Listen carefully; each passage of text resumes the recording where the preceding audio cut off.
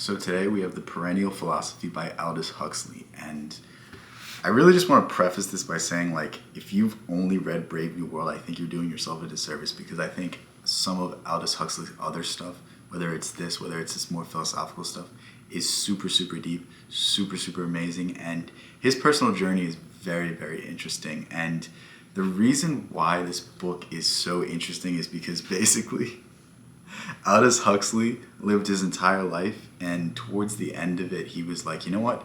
I want some sort of religious experience. I want some sort of, out-of-body experience. So what he did was, through the suggestion of Aleister Crowley, I know he has a mixed reputation, but he basically told Aldous Huxley to start taking mescaline, which is a derivative drug from peyote, which is the Native Americans' consciousness-altering drug. And basically, through taking this, experimenting with this, he got deep insights, and things just started to click, and he started to break his old paradigms. And there's another book by him. It's called The Doors of Perception, which talks about this experience.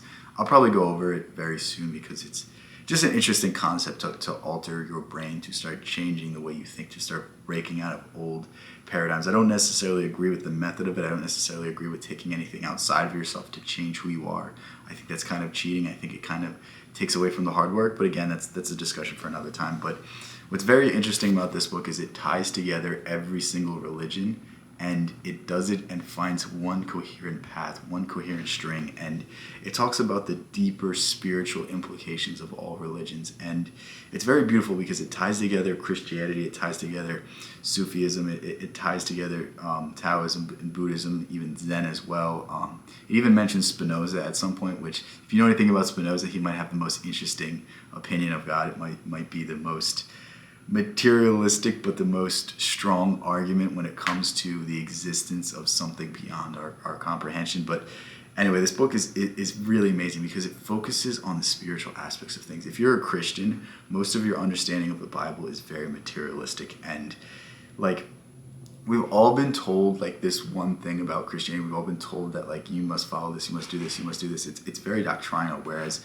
in this book it literally cites St. Thomas Aquinas, it literally cites St. Bernard, it cites the more esoteric sources, which is just a beautiful thing to see, and that's one of my favorite aspects of the book. But some of the things that I want to talk about that I really liked about this book was the idea of tying everything together, the idea of seeing the similarities instead of seeing the differences. Most of the discussion about religion comes into the differences in between them, that, oh, we do this, you do this.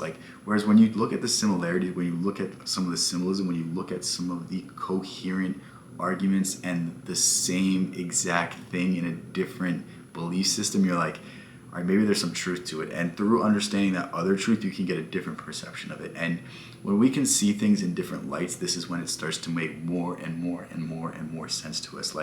When you're reading poetry, when you're reading something that's symbolic, it's usually the accumulation of different representations of this idea that make it click. So if I'm reading something poetic, if I'm reading something that's symbolic, I'll have my first interpretation of it, but it's usually when I get that second or third or fourth opinion when it really starts clicking. It's usually when I see the idea, the same exact idea in different interpretations, that it really makes sense, and it really solidifies how deep and how symbolic that this thing really is. And it's truly a beautiful book because it's not so much Huxley's own opinion. He likes to keep it vague. He just likes to point you in the right direction. He likes to tell you how these things are all the same and how they all derive from the same source. And one of the greatest parts of the book is focusing on the spiritual, focusing on the symbolic side of religion, not focusing on the historical.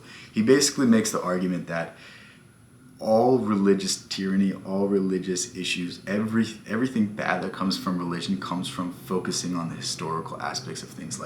The reason why Buddhism and Taoism have never really persecuted any other religion is because they haven't been focused on, no, this happened on this day, no, you have to do this, you have to do it's kind of more mellow, it's kind of more chill, it's a personal, individual journey. Whereas in Catholicism, you're told that you have to go out and convert as many people as possible.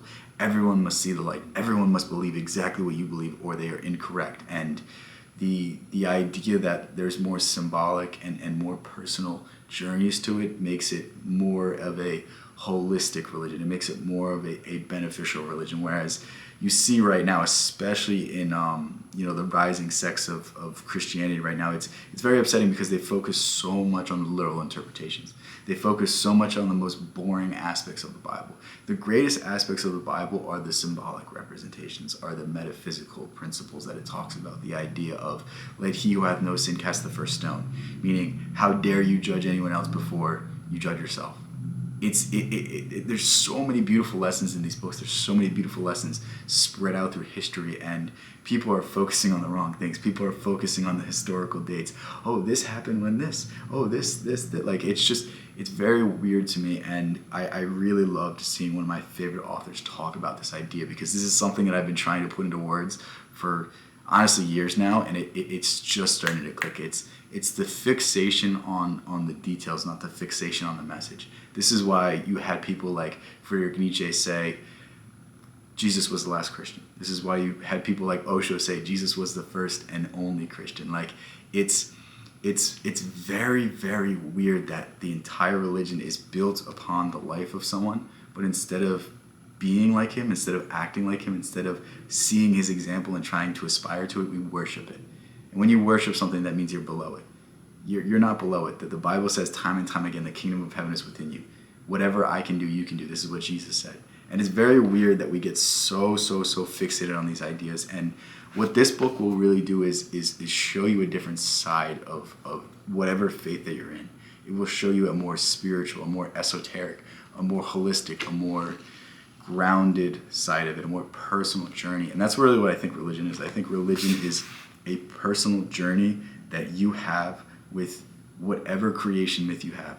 However you think this universe started, however you think we came to be as we are, whatever force, whatever thing got us to right here and right now, whatever personal experience you have with that. That's all I got for you guys today. Please pick up this book. It's very, very interesting. At the very least, it'll give you a different perspective on religion, and that is something that we need more than ever today, because so many people are locked in the same reality tunnel. So many people are locked in the same belief systems, and it's only through seeing others and only through seeing a bunch of different perspectives where we can kind of piece together the correct answer.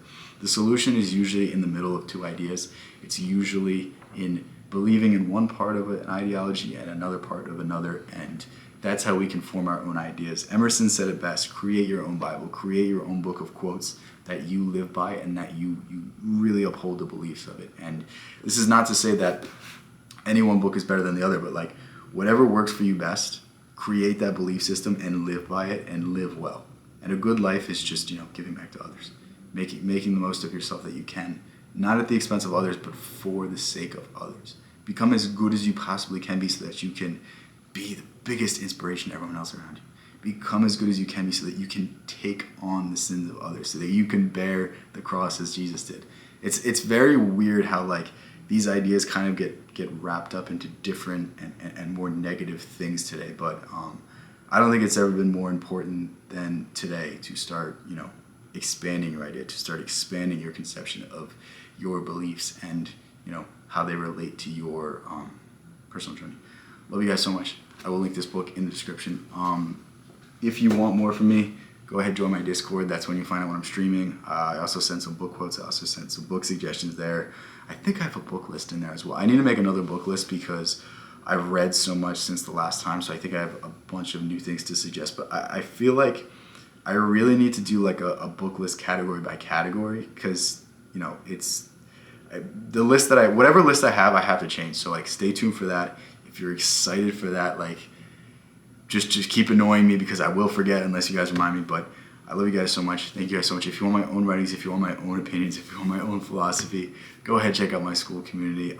It's a great place to see more of how my brain works, because my brain is very unique.